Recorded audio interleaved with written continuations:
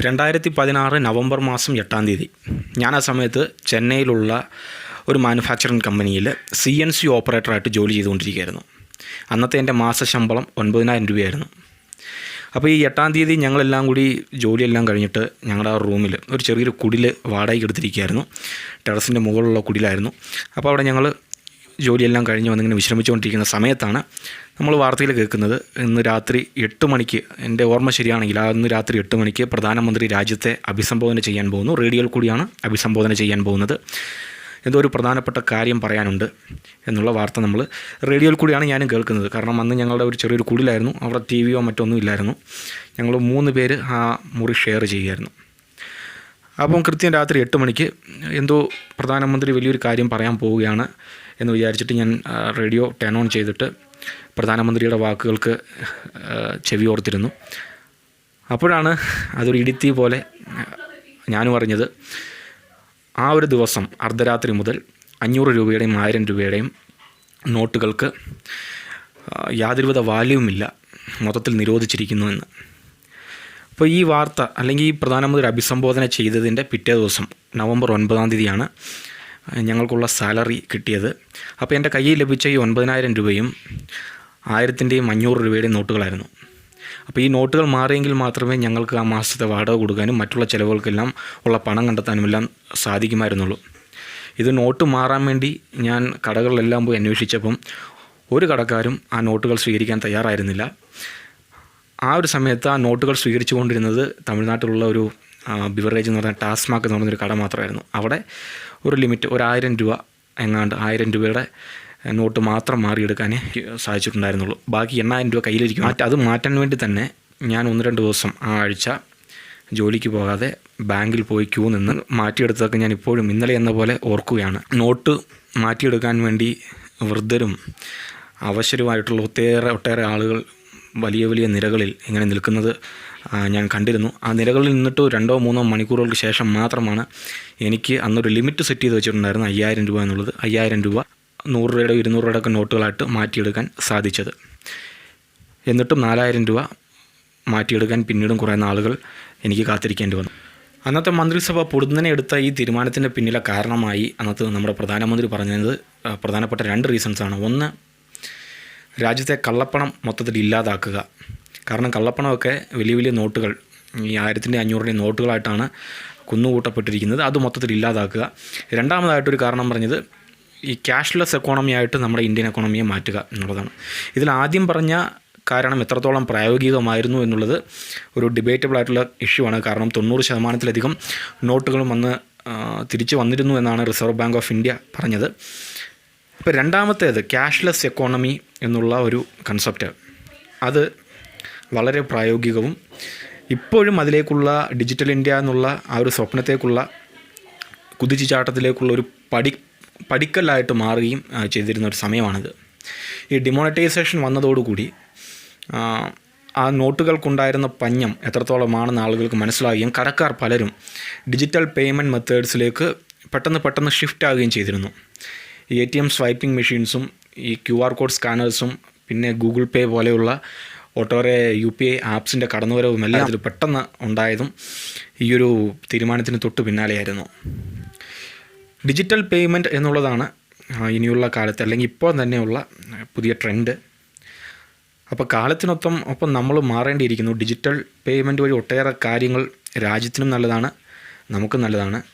എന്തൊക്കെ ട്രാൻസാക്ഷൻസ് എങ്ങനെയൊക്കെ നടന്നു, എപ്പോഴൊക്കെ നടന്നു തുടങ്ങിയ കാര്യങ്ങളുടെ ഒരു ഡേറ്റാബേസ് ഡിജിറ്റൽ പേയ്മെൻറ്റിൽ രാജ്യത്തിന് ലഭിക്കുന്നു. അപ്പോൾ കള്ളപ്പണം മാക്സിമം തടയാനും കറപ്ഷൻ കുറയ്ക്കാനും എല്ലാം ഈ ഒരു മെത്തേഡ് വളരെയധികം സഹായമാകും. നല്ല വശങ്ങൾ എന്തൊക്കെയാണ് എന്നുള്ള കാര്യത്തെക്കുറിച്ച് ഞാൻ കൂടുതലൊന്നും വിശദീകരിക്കുന്നില്ല. നിങ്ങൾ ഒരു കട വെച്ചിരിക്കുന്ന ആളാണെങ്കിൽ അത് എന്ത് കടയുമായിക്കോട്ടെ, പലചരക്ക് കടയാകാം, മെഡിക്കൽ സ്റ്റോർ ആകാം, എന്ത് തരം കടയുമായിക്കോട്ടെ, ചെറിയൊരു കടയായിക്കോട്ടെ, ഒരു പൈസ ചിലവില്ലാതെ നിങ്ങൾക്ക് നിങ്ങളുടെ കടയിൽ ഒരു QR കോഡ് സ്റ്റാൻഡ്, ഗൂഗിളിൽ നിന്ന് ലഭിക്കുന്ന QR കോഡ് സ്റ്റാൻഡ് വെച്ചിട്ട് കസ്റ്റമേഴ്സിനെ അട്രാക്റ്റ് ചെയ്യാനും പേയ്മെൻറ്റ് റിസീവ് ചെയ്യാനും കഴിയുന്ന നിങ്ങളുടെ തന്നെ അക്കൗണ്ട്, അതിപ്പോൾ അതിനുവേണ്ടി നിങ്ങൾ പുതിയ ബാങ്ക് അക്കൗണ്ട് ഒന്നും എടുക്കാൻ പോകണ്ട, നിങ്ങളുടെ തന്നെ ബാങ്ക് അക്കൗണ്ട് ഉപയോഗിച്ചുകൊണ്ട് ഇതെല്ലാം സെറ്റ് ചെയ്യാനും ഉള്ള വിദ്യ എന്താണ് എന്നുള്ളതാണ് ഞാനിവിടെ ഈ വീഡിയോയിലൂടെ അവതരിപ്പിക്കുന്നത്. അപ്പോൾ ഗൂഗിൾ പേ ഫോർ ബിസിനസ് എന്ന ഒരു ആപ്പ് ഡൗൺലോഡ് ചെയ്തിട്ട് അതിൽ അക്കൗണ്ട് ക്രിയേറ്റ് ചെയ്യുന്നത് വഴി നിങ്ങൾക്ക് ഫ്രീ ആയിട്ടൊരു QR കോഡ് സ്റ്റാൻഡും QR കോഡ് പ്രിൻ്റ് ചെയ്തിരിക്കുന്ന കുറേയധികം സ്റ്റിക്കറുകളും Google Pay is available now എന്നുള്ള ഒരു സ്റ്റിക്കറും എല്ലാം നിങ്ങൾക്ക് ലഭിക്കുന്നതാണ്. അപ്പോൾ അതിനുവേണ്ടി നിങ്ങൾ ഏറ്റവും ആദ്യം ചെയ്യേണ്ടത് നിങ്ങളുടെ ആൻഡ്രോയിഡ് ഫോണിൽ പ്ലേ സ്റ്റോറിൽ പോയിട്ട് ഗൂഗിൾ പേ ഫോർ ബിസിനസ് എന്നുള്ള ആപ്പ് ഡൗൺലോഡ് ചെയ്യുക. Google Pay for business. അപ്പോൾ ഈ ആപ്പാണ്. ഇങ്ങനെ ടൈപ്പ് ചെയ്യുക. ഇപ്പോൾ ഇതിനുള്ള ലിങ്ക് ഞാൻ താഴെ ഡിസ്ക്രിപ്ഷനിൽ പ്രൊവൈഡ് ചെയ്യുന്നുണ്ട്. അതിൽ ക്ലിക്ക് ചെയ്തിട്ട് നിങ്ങൾക്ക് അത് ഡൗൺലോഡ് ചെയ്യാവുന്നതാണ്. എന്നിട്ട് ഇൻസ്റ്റാൾ കൊടുക്കുക. ഇതിൻ്റെ സൈസ് ഏതാണ്ട് 10.62 MB ആണ് ഞാനിപ്പോൾ ഈ വീഡിയോ ചെയ്യുന്ന സമയത്ത്. 11 MB, അറൗണ്ട് 11 MB ആണ്. 10 million പ്ലസ് ഡൗൺലോഡ്സും 4.5 റേറ്റിങ്ങും ഉള്ളൊരു ആപ്ലിക്കേഷനാണ്. അപ്പോൾ നമ്മുടെ Google Pay for business download ആയിരിക്കുന്നത്, ഇൻസ്റ്റാൾ ആയിരിക്കുകയാണ്. അപ്പോൾ നമുക്കിത് ഓപ്പൺ ചെയ്യാം. ഇതാണ് ഗൂഗിൾ പേ ഫോർ ബിസിനസ്സിൻ്റെ ഒരു ലോഗോ. അപ്പം അതിനുശേഷം ഗൂഗിൾ അക്കൗണ്ട്, നിങ്ങൾക്ക് ഒരു ഗൂഗിൾ അക്കൗണ്ട് ഉണ്ടാകേണ്ടത് വളരെ അത്യാവശ്യമാണ്. അപ്പോൾ ഗൂഗിൾ അക്കൗണ്ട് ഉപയോഗിച്ചിട്ട് ലോഗിൻ ചെയ്യുക. അപ്പോൾ allow Google Pay for Business to make and manage phone calls allow കൊടുക്കുക. ഓക്കെ, ഡിവൈസ് ലൊക്കേഷൻ നമ്മൾ അലോ കൊടുക്കുകയാണ്.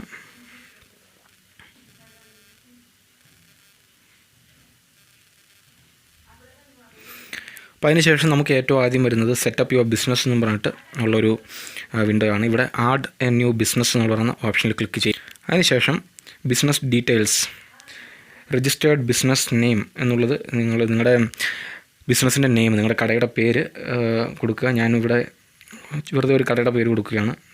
ABC കമ്പനി എന്നും പറഞ്ഞിട്ട് ഞാൻ കൊടുക്കുന്നു. ഇത് രജിസ്റ്റേർഡ് ബിസിനസ് നെയിമാണ്. പിന്നെ കടയുടെ പേര്, ഇപ്പോൾ നിങ്ങൾക്കൊരു പ്രൈവറ്റ് ലിമിറ്റഡ് കമ്പനിയാണ് നിങ്ങളേതെങ്കിൽ അതിൻ്റെ താഴെ ഒട്ടേറെ ഷോപ്സും മറ്റ് സ്ഥാപനങ്ങളും ഉണ്ടായിരിക്കും. അപ്പം ഏത് പർട്ടിക്കുലർ ഷോപ്പിന് വേണ്ടിയിട്ടാണ് നിങ്ങൾ ഈ ഒരു ഗൂഗിൾ പേ ഫോർ ബിസിനസ് എടുക്കുന്നത് അതിൻ്റെ ഒരു പേര് കൊടുക്കുക. ഞാൻ വെറുതെ കൊടുക്കുകയാണ്,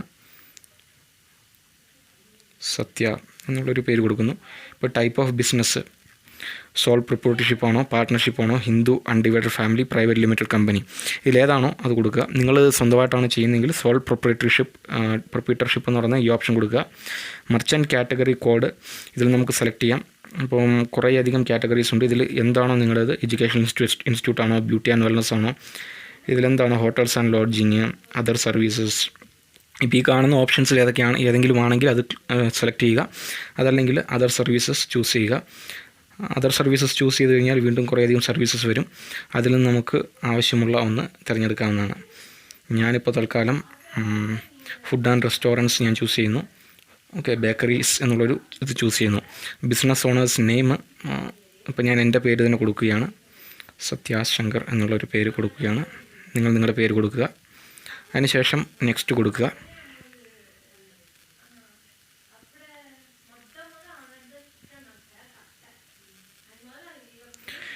അതിനുശേഷം പിൻകോഡാണ് ചോദിക്കുന്നത്. പിൻകോഡ് പ്രൊവൈഡ് ചെയ്യുക.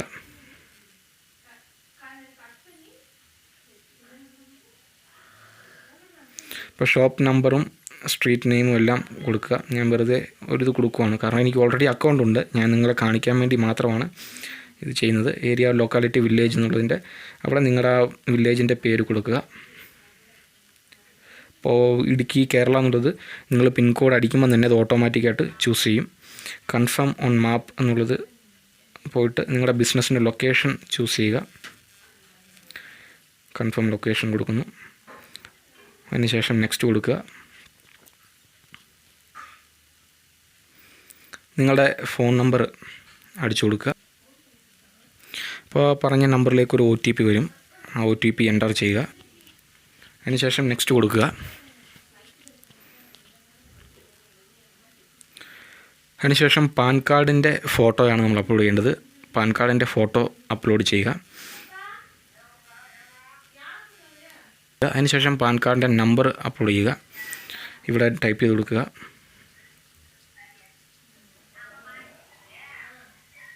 ഇപ്പം ഞാൻ വെറുതെ റാൻഡമായിട്ടൊരു നമ്പർ കൊടുക്കുകയാണ്. GST നമ്പർ ഓപ്ഷണലാണ്. GST നമ്പറിൻ്റെ ഉണ്ടെങ്കിൽ മാത്രം കൊടുക്കുക, അല്ലെങ്കിൽ നിങ്ങൾക്കത് വെറുതെ വിടാം. അതിനുശേഷം ബാങ്ക് അക്കൗണ്ട് നമ്പറാണ് 5ാമത്തെ സ്റ്റെപ്പ്. ഈ 5ാമത്തെ സ്റ്റെപ്പിൽ ബാങ്ക് അക്കൗണ്ട് നമ്പർ കൊടുക്കുമ്പോൾ നിങ്ങൾ കടയുടെ പേരിൽ അക്കൗണ്ട് എടുക്കേണ്ട കാര്യമൊന്നുമില്ല. നിങ്ങളുടെ പേഴ്സണൽ അക്കൗണ്ട്, നിങ്ങളുടെ ചെറിയൊരു കടയാണെങ്കിൽ നിങ്ങളുടെ പേഴ്സണൽ സേവിങ്സ് അക്കൗണ്ട് നമ്പർ തന്നെ ഇവിടെ കൊടുക്കുക. അതിനുശേഷം ആ അക്കൗണ്ടിൻ്റെ IFSC കോഡ് ഇവിടെ കൊടുക്കുക.